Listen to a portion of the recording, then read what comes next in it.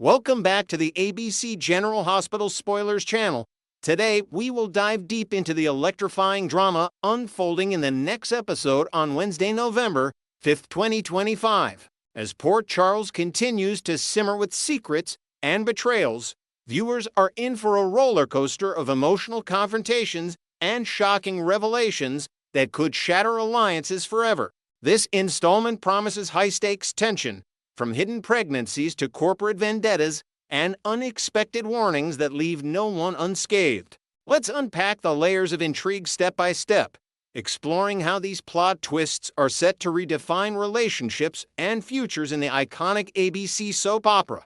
Kicking things off in the heart of General Hospital's bustling corridors, Portia Robinson finds herself at the epicenter of a whirlwind of suspicion and personal turmoil. Earlier in the week, when Jordan Ashford pressed her on why she was abstaining from alcohol at a casual gathering, Portia sharply dismissed the inquiry, her voice laced with a mix of defensiveness and exhaustion from carrying the weight of her unspoken truth. Jordan, ever the perceptive commissioner, didn't let it slide and confided in Curtis Ashford, sparking a tense private showdown where Curtis demanded answers about the possible pregnancy that could upend their already fractured lives. Portia, feeling cornered and vulnerable, later poured out her frustrations to her trusted confidant, Elizabeth Liz Baldwin, in a heartfelt late-night conversation over coffee in the dimly lit nurse's lounge, where she admitted the fear of how this secret child potentially tied to a past fling might destroy her carefully rebuilt world. But the drama escalates dramatically in the upcoming scenes as Portia unleashes a barrage of cutting remarks on Jordan during an unexpected doorstep encounter. Imagine the charged atmosphere. Jordan knocks, only for Portia to fling open the door with fire in her eyes, snapping, "Were you expecting my husband?" The line hangs heavy with irony, underscoring Portia's bitterness over her separation from Curtis and the looming possibility that she's carrying another man's baby, a detail that adds layers of moral complexity to her character's resilient yet flawed journey. This confrontation isn't just verbal sparring, it's a raw clash of wills between two strong women navigating loyalty and justice in Port Charles, hinting at deeper rifts that could ripple through the police department and family circles alike. Meanwhile, in a quieter but no less poignant moment, Curtis confides in his father, Marshall Ashford, during a reflective walk along the waterfront docks, declaring with quiet conviction that Jordan is the one he envisions a future with despite the shadows of Portia's revelations. This admission paints Curtis as a man torn between his past commitments and his heart's true direction, setting up potential heartbreak as loyalties shift in unexpected ways. Shifting gears to the Quartermaine mansion, where opulence masks a brewing storm of accountability, Tracy Quartermaine emerges as the unyielding force of retribution following her bold exposure of Veronica Ronnie Bard's deceptive schemes. Ronnie, once a shadowy figure pulling strings from the sidelines, has finally confessed to her manipulations, admitting that her actions stemmed from a desperate bid to safeguard her own hidden investments in a rival business venture that threatened to bankrupt her allies. Tracy, with her razor-sharp intellect and no-nonsense demeanor, refuses to let this slide. She's already mapping out a meticulous plan to ensure justice, targeting not only Ronnie, but also Martin Gray for his unwitting complicity and even Drew Kane for his tangential involvement in the web of corporate espionage. Picture Tracy in her lavish study, surrounded by stacks of incriminating documents and flickering computer screens, her eyes gleaming with determination as she vows to dismantle their facades piece by piece. This vendetta isn't mere payback, it's Tracy channeling her lifelong battles against family betrayals into a crusade that could expose vulnerabilities in the Quartermaine empire itself, perhaps even dragging in long-forgotten rivals from ELQ's history. As the dust settles from Ronnie's admission, Tracy's resolve hardens, promising viewers a spectacle of legal maneuvers and personal reckonings that echo the soap's rich tradition of power plays among Port Charles elite. In a more intimate vein, Martin Gray's world crumbles under the weight of his choices as he seeks solace from his sister, Laura Collins, in a dimly lit corner of the Metro Court Lounge. With the truth about his role in Ronnie's plot now public, Martin lays bare his regrets during an emotional exchange, his voice cracking as he recounts how financial pressures and misplaced trust led him down this path. Far from the ethical lawyer he once prided himself on being, Laura, the compassionate mayor who's weathered her own share of scandals, listens with a furrowed brow, her disappointment evident in the way her hand pauses mid-gesture over her teacup, yet her familial bond shines through as she gently urges him to embrace whatever fallout comes, whether it's disbarment proceedings or social ostracism. This sibling dynamic adds a tender contrast to the episode's chaos, highlighting Laura's role as the moral compass of Port Charles, even as she grapples with her own mayoral duties amid rising city tensions. Their conversation could foreshadow Martin's path to redemption, perhaps involving unexpected testimony that ties back to broader conspiracies involving the Casadini legacy, enriching the narrative with themes of forgiveness and resilience that fans have come to adore in the show's character arcs. Over in the charged atmosphere of Alexis Davis's office, a fierce clash erupts between her and Congressman Drew Kane, fueled by misunderstandings and simmering resentments that threaten to explode. Drew, still reeling from Willow Tate's shocking incarceration on trumped-up charges and the spectacular failure of his elaborate scheme to outmaneuver Monica Quartermaine in a boardroom battle, storms in after spotting Alexis in a clandestine meeting with Sonny Corinthos at a secluded booth in Kelly's diner. His paranoia peaks as he accuses them of plotting his downfall, his face flushed with anger from the recent defeats that have left him isolated and questioning every alliance in Port Charles. But Alexis and Sonny's agenda is far from treacherous. They're laser-focused on mounting a defense for Willow, piecing together evidence of frame-ups while safeguarding Michael Corinthos from retaliatory strikes by unseen enemies. For Alexis, dropping the case isn't an option. It's intrinsically linked to her fierce protectiveness over her granddaughter, Scout Quartermaine, whose innocent future hangs in the balance amid the legal storm. The tension boils over in a preview snippet where Sonny, ever the unflappable mobster, leans in with a steely gaze and declares, "If I wanted Drew dead, he'd be dead already." This bold assertion not only diffuses the immediate threat, but underscores Sonny's complex code of honor, where loyalty to family like Willow and Michael overrides personal grudges, potentially forging unlikely truces that reshape the power dynamics in future episodes. As the episode weaves in elements of mystery and peril, Britt Westburn faces a chilling moment of reckoning when she receives a stark warning that sends shockwaves through her poised exterior, likely delivered by her enigmatic new boss, Jen Sidwella, cunning executive with ties to international biotech firms who appears in a shadowy boardroom scene, issuing commands to an off-screen subordinate with chilling authority. "You're going to do exactly what I tell you to do." Britt, known for her steely resolve forged in the fires of her Hunter family heritage, reacts with wide-eyed disbelief in a tense exchange with Jason Morgan at the docks under the cover of night. She blurts out, "You can't be serious," as Jason reveals a lead on a dangerous threat linked to her medical research, perhaps involving experimental treatments gone awry that could endanger patients at General Hospital. This warning isn't isolated.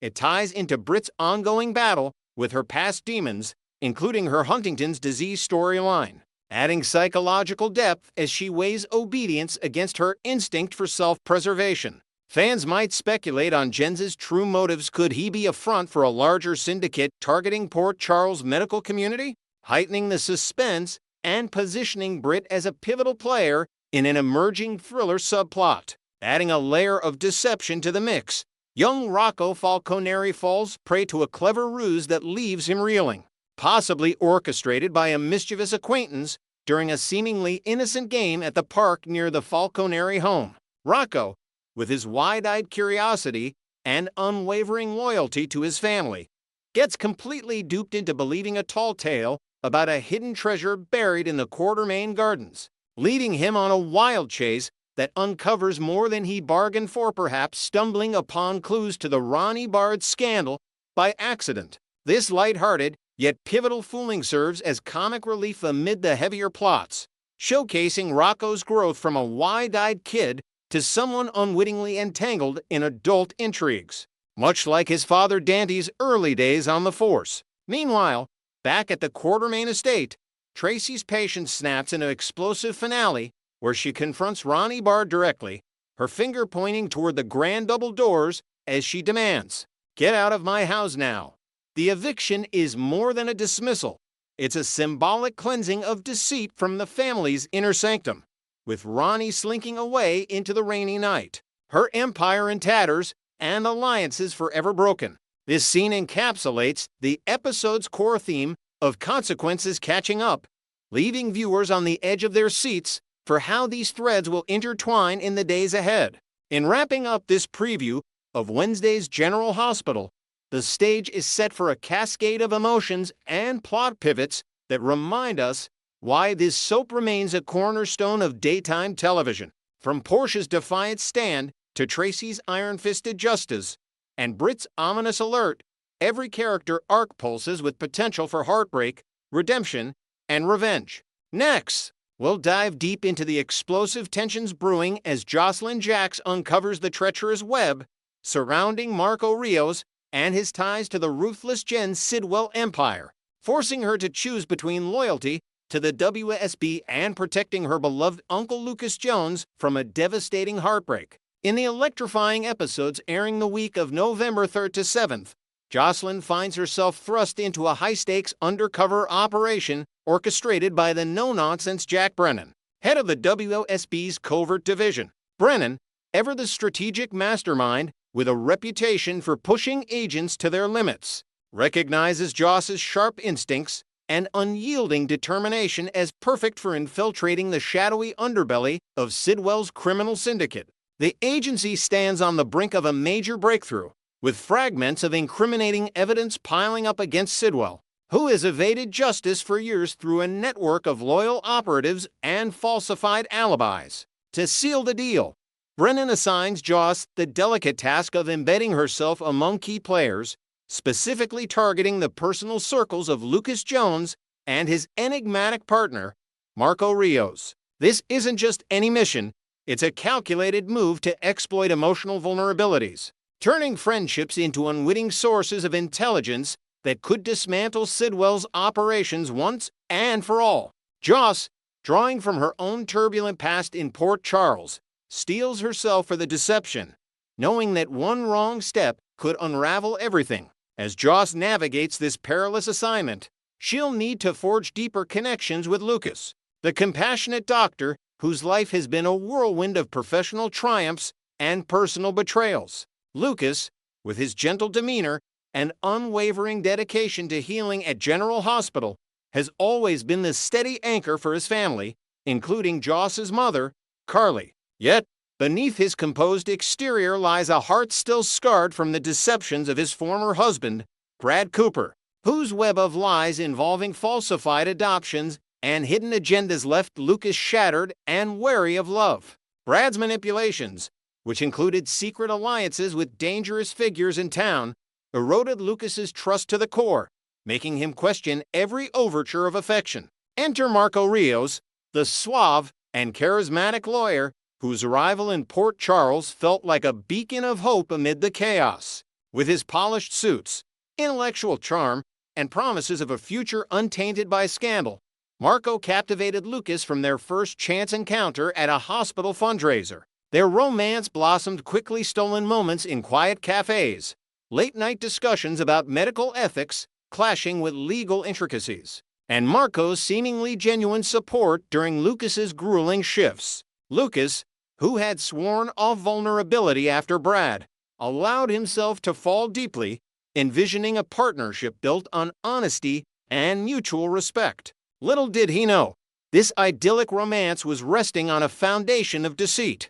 Marco's facade crumbles under closer scrutiny, revealing a man far more entangled in his father Jen Sidwell's illicit world than he ever admitted. Sidwell, the shadowy kingpin whose empire spans underground labs experimenting with unregulated pharmaceuticals to money laundering schemes through shell corporations, has long used family ties to shield his activities. Marco, portrayed as the reluctant heir in public, has actually been a pivotal architect behind the scenes, orchestrating deals that funnel illicit funds into legitimate fronts like medical research grants. He downplayed his role to Lucas with elaborate tales of estrangement, claiming he cut ties after witnessing Sidwell's ruthless tactics in his youth stories of moral awakenings and ethical standoffs that painted him as a reformed outsider. In reality, Marco's involvement runs deep. He's coordinated shipments of experimental drugs to hidden facilities, negotiated with corrupt suppliers, and even covered up incidents where test subjects suffered severe side effects. These lies aren't just omissions, they're carefully constructed barriers to keep Lucas blissfully ignorant, allowing Marco to maintain his double life without raising alarms. As Joss begins piecing together these truths through discreet surveillance and overheard conversations, she'll uncover documents and communications that expose Marco's hand in Sidwell's latest venture, a clandestine project blending cutting-edge biotech with illegal enhancements, potentially worth millions on the black market. This revelation hits Joss like a thunderbolt, propelling her into an agonizing moral crossroads that tests the very principles she holds dear. For the WSB, her findings are a gold mine, providing the smoking gun needed to indict Sidwell and dismantle his network, potentially saving countless lives from the fallout of his dangerous experiments. Yet, for Joss, the personal cost is immense. She's no stranger to these ethical tightropes, having navigated similar shadows in her earlier assignments. Take her tense entanglement with Emma Scorpio Drake, the brilliant but reckless operative whose flirtations with the manipulative Professor Henry Hank Dalton nearly derailed an entire operation. Joss went to extraordinary lengths. They're fabricating diversions, staging interventions, and even risking her cover to shield Emma from Dalton's predatory influence. -1 while grappling with their frenemy dynamic laced with underlying respect. She issued stern warnings, pulling Emma aside during stakeouts to emphasize the perils of crossing professional lines, and though Emma's stubborn streak persists, Joss takes solace in knowing she planted seeds of caution. But this case strikes at the heart of Joss's world in a way no prior mission has. Lucas isn't a distant ally or rival. He's woven into the fabric of her family through Carly's adoption, sharing holiday gatherings, offering sage advice during Joss's own romantic upheavals, and embodying the resilience that inspires her. The thought of Marco's betrayals not only breaking Lucas's spirit, but endangering his safety fills Joss with dread, compelling her to weigh the greater good against the intimate bonds that define her life in Port Charles. The stakes escalate dramatically when Joss realizes the direct threats Marco and Sidwell's schemes pose to Lucas's daily existence, transforming a personal betrayal into a life-or-death crisis. Their so-called lab project, disguised as a legitimate collaboration on advanced cardiac therapies, is actually a front for synthesizing performance-boosting serums with addictive properties, tested in the very corridors of General Hospital where Lucas practices. Imagine the horror. Lucas, immersed in routine surgeries and patient consultations, unknowingly brushing shoulders with couriers smuggling vials of these hazardous compounds through service entrances, or reviewing falsified data that masks the project's true, sinister intent. Marco's denials have lulled Lucas into complacency, but whispers of internal audits and suspicious equipment deliveries have begun to stir faint doubts in the doctor's mind, though he dismisses them as paranoia stemming from his past with Brad. If Joss intervenes by tipping off Lucas, she risks igniting a chain reaction. Marco could retaliate swiftly, escalating from emotional manipulation to physical intimidation, perhaps deploying Sidwell's enforcers to silence loose ends. Lucas might confront Marco prematurely, unraveling the WSB's carefully laid trap and allowing Sidwell to slip away with enhanced defenses. On the flip side, silence from Joss could lead to catastrophic exposure, a lab mishap contaminating the hospital, endangering patients and staff, or worse, drawing Lucas into the crossfire during a raid gone awry. Joss's WSB training emphasizes compartmentalization, gathering intel in silence, building dossiers brick by brick, and prioritizing the mission's success over individual impulses. She's drilled in evasion tactics, from coded messages to anonymous drops, ensuring her discoveries remain locked until the op climaxes. Yet, family overrides protocol. Visions of Lucas's warm smile fading into fear or grief push Joss toward a bold, uncharted path. Perhaps a subtle anonymous note or a feigned casual conversation laced with hints to steer him clear without blowing her cover. Ultimately, the ripple effects of this unfolding drama could ignite a firestorm within the Spencer-Jax clan, with Carly Corinthos at the epicenter of the outrage if Lucas suffers any harm. Carly, already simmering with resentment toward Brennan for dragging her daughter into the WSB's dangerous fold, views him as a meddlesome force upending her hard-won stability in Port Charles. Her protective instincts, honed through years of battling mobsters and schemers, would erupt into full-fury confrontations in Brennan's office. Alliances forged with other Port Charles power players like Sonny or Jason to undermine the agency, and relentless pressure on Joss to bail out. This storyline promises gripping twists. Will Joss confide in trusted allies like Trina or Dex for guidance, balancing their street-smart perspectives against her covert vows? Could Marco sense the net closing, leading to a desperate bid for Lucas's loyalty that exposes more cracks in Sidwell's armor? Or might Lucas's own intuition spark an independent investigation, colliding with Joss's efforts in unforeseen ways? As General Hospital masterfully weaves these threads of deception, romance, and redemption, fans are left on the edge of their seats, anticipating how Joss's choices will redefine alliances and shatter illusions in the weeks ahead.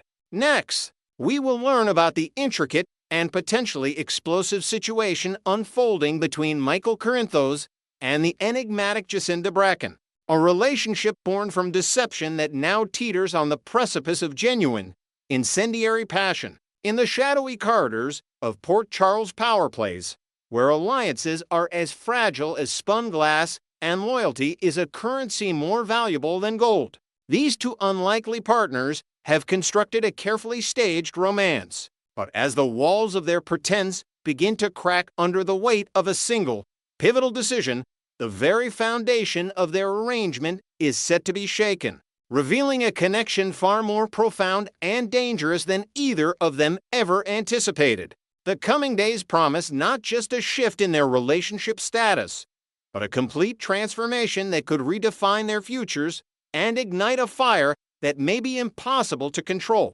The stage for this dramatic evolution is set against a backdrop of high-stakes intrigue. Michael Corinthos, a man perpetually caught in the crosshairs of his family's turbulent legacy, initiated this fox courtship with Jacinda as a strategic maneuver, a meticulously crafted alibi designed to shield him from a looming threat to the outside world, and more specifically to the prying eyes of those who might seek to dismantle his life. They are a couple entangled in a whirlwind romance. Yet, behind closed doors, their interactions are a calculated dance, a performance where every shared glance and every tender touch is rehearsed. Michael, ever the strategist, has been investing significant effort into solidifying this facade, not just for the benefit of their audience, but to genuinely win Jacinda's trust. He understands that for their charade to be convincing, there must be an undercurrent of authenticity, a flicker of something real that even the most skeptical observer cannot dismiss. This has led him to lower his own guards, sharing carefully selected fragments of his life, his vulnerabilities, in a bid to bridge the chasm between their arrangement and a true partnership. He finds himself studying her, not as a pawn in his game, but as a woman of surprising resilience and complexity, and in doing so, he is inadvertently laying the groundwork for a connection that transcends their initial pact. For Jacinda Bracken, a woman who has navigated the treacherous waters of Port Charles by her wits alone, this alliance with Michael was initially a means to an end, a lifeline in a sea of uncertainty. Her loyalty, however, has been precariously divided. Tethered to the formidable and often manipulative Nina Reeves, Jacinda has been walking a tightrope, balancing her obligations to Nina with the burgeoning, albeit complicated, partnership with Michael. The crux of their impending transformation lies in a single, tangible object, a check. This is not just any check. It is a symbol of Nina's influence, a tool of bribery designed to secure Jacinda's silence and compliance. The amount is substantial, a life-changing sum that represents security, freedom from the constant financial anxieties that have plagued her. As Jacinda holds this check, the weight of her decision is palpable. In one hand, the promise of stability, a debt paid by Nina, a woman who demands absolute loyalty in return for her patronage. In the other, the prospect of aligning herself with Michael, a man whose world is a maelstrom of danger, yet who offers a different kind of currency, respect, partnership, and the potential for a future built on a foundation of trust rather than transaction. The moment she makes her choice, the moment she decides to betray Nina and hand that check over to Michael, she is not just passing a piece of paper, she is severing a tie, making a declaration, and placing an irrevocable bet on Michael Corinthos. Michael's reaction to this act of defiance will be the catalyst that ignites the dormant passion between them. When Jacinda walks into his office, her hands steady, but her eyes betraying the storm raging within her, and places Nina's check on his desk, she is offering him more than just evidence. She is offering him her unwavering loyalty. For Michael, who has been surrounded by people with hidden agendas and shifting allegiances for most of his life, this gesture will resonate on a deeply profound level. He will see in her not just a convenient partner in deception, but a woman of immense courage and integrity, someone who chose a perilous path of principle over a safe one of compromise. The respect he already holds for her will crystallize into something far more potent: admiration, desire, and a fierce, protective instinct. The air in the room will crackle with a new energy, the unspoken tension of their pretense finally giving way to the raw, unfiltered truth of their feelings. The professional distance they have maintained will evaporate, replaced by a magnetic pull that has been simmering beneath the surface all along. It is in this moment, in the aftermath of her ultimate loyalty test, that the pretense will shatter, and the real Michael and Jacinda will finally emerge. The chemistry between them has been a subject of quiet speculation for some time, a subtle undercurrent that has not gone unnoticed by keen observers. Their previous performance for the sharp-eyed Dante Falconeri was a masterclass in controlled ambiguity. In the opulent setting of a hotel suite, they staged a scene of post-coital intimacy, with Michael emerging from the bathroom, his torso bare, his movements deliberately casual as he fastened his pants. It was a convincing act, one that successfully misled Dante, but for Michael and Jacinda, it was a rehearsal for a reality they both secretly feared and desired. In that moment, as they played their parts, a genuine current of electricity passed between them. The proximity, the shared secret, the faint scent of her perfume, mingling with the steam from the bathroom mitt, was a potent cocktail that blurred the lines between performance and reality. Dante may have been fooled, but the two actors were left with a lingering awareness of the potent spark that exists between them, a spark that they have both been hesitant to acknowledge, let alone act upon. That shared moment of manufactured intimacy planted a seed, a what-if that has been growing silently in the fertile ground of their forced proximity. Now, with Jacinda's loyalty irrefutably proven, that what-if is poised to become a breathtaking reality. The emotional dam is set to break. The aftermath of the Nina check incident will not be a quiet discussion or a formal handshake to seal their new, genuine alliance. It will be a collision of pent-up emotions, a release of months of suppressed tension and unspoken attraction. Imagine the scene: the check lies forgotten on the desk, a testament to a battle won. Michael closes the distance between them, his eyes locking with hers, no longer seeing a partner in a scheme, but the woman who has risked everything for him. He might reach out, his fingers gently tracing the line of her jaw, a gesture that is both questioning and possessive. Jacinda, in turn, will not pull away. She will meet his gaze, her own eyes filled with a mixture of relief, vulnerability, and a matching desire that has been held in check for too long. Their first real kiss will not be gentle or tentative. It will be passionate, desperate, a confirmation of everything they have been feeling and denying. It is the culmination of their journey from strangers to partners, and now to something infinitely more complicated and compelling. From this passionate encounter, it is a short and inevitable path to the bedroom. The transition from a strategic alliance to a physical one will feel as natural as breathing, a final, irrevocable step in the evolution of their relationship. This will not be a night of calculated moves or rehearsed scenarios. It will be a night of raw, unguarded passion, where they finally shed the last vestiges of their pretense and explore the very real connection that has been simmering between them. In each other's arms, they will find not just physical release, but an emotional sanctuary. For Michael, it's a chance to be vulnerable with someone who has proven her worth, to connect on a level that transcends the chaos of his daily life. For Jacinda, it's the culmination of her risk, a validation of her choice to trust him over Nina, a moment of pure, unadulterated connection in a life that has been anything but. The next morning, they will wake up not as partners in a charade, but as to people who have crossed a line, irrevocably binding their fates together. The pretense is over, and in its place stands a new, formidable alliance, one forged in the fires of deception, tested by an act of ultimate loyalty, and sealed by a night of unforgettable passion. The question is no longer if their pretend relationship will last, but how they will navigate the very real and very dangerous feelings that now bind them, and what consequences they will face from a vengeful Nina who has been decisively and publicly betrayed.